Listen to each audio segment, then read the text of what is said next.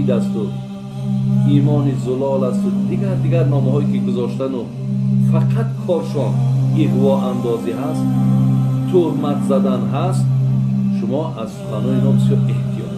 همه برادران عزیز و گرامی، در هر یک رسانه ها اهمیت بتین. همون رسانه هایی که مثل همون توحید است و ایمان زلال است و دیگر نامه هایی که گذاشتن و فقط کارشان اغوا اندازی هست، تهمت زدن هست. شما از سخنان اینا بسیار احتیاط. برادرای عزیز، من همین را باور کنم، به خاطر آن میگم که شما را از صحبت های همین آدم ها گمراه نکنید، یا شما را مقصد از آن علم و دانشی که الحمدلله امروز علمای تاجیکستان دارند، شما را وادار نکنند که گویا که اینها نمیفهمند یا اینا بی‌سواد.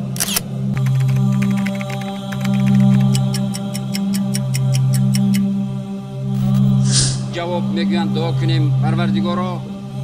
намози ҷанозаи шоиро Саид Мукаррам Абдулқодирзода раиси шӯрои уламои Маркази Исломии Тоҷикистон имоматӣ кард. خدا هم جای لیلین را نمیگیره. خدا هم با همه پیغمبران سحرپرداز، خدا هم با همه پیغمبران سحرپردازش نکرد اعجاز لیلین را. خدا هم با همه پیغمبران سحرپردازش نکرد اعجاز لیلین را.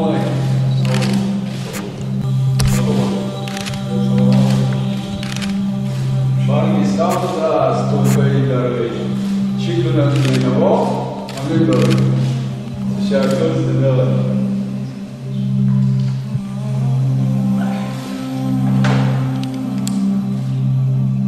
وقتی مثل ابو عبیدالله متوکل یا مثل شیخ عبدالقدوس دهقان که علم دارند، به علم نیستند، علم دارند، فهمیش دارند، درک دارند، لیکن راست ها گوید تهمت بر صاحبای مذهب میزنند، تهمت میکنند.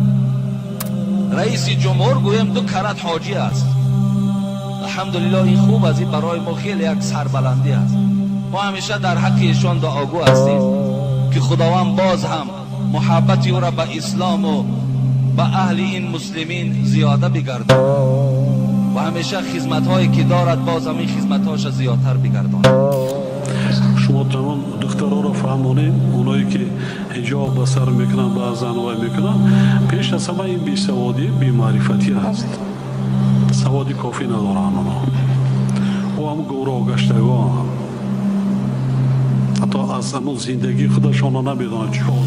در کلمه در جمله رانیهاش کلمه انشاءالله را، جمله انشاءالله را استفاده میبرد. انشاءالله و زیرا میداند که انشاءالله وقتی که گفت هر یک چیزی که میخواهد او البته میشود برپا میشود. میخواهم مخصوص تاکید نمایم که بزرگان ما بارها فرمودند که تنها ستر و سیاه‌پوشی و کرکرانه تقلید نمودن و فرهنگ بیگانه نشانه با عفت بودن زنان و دختران نیست.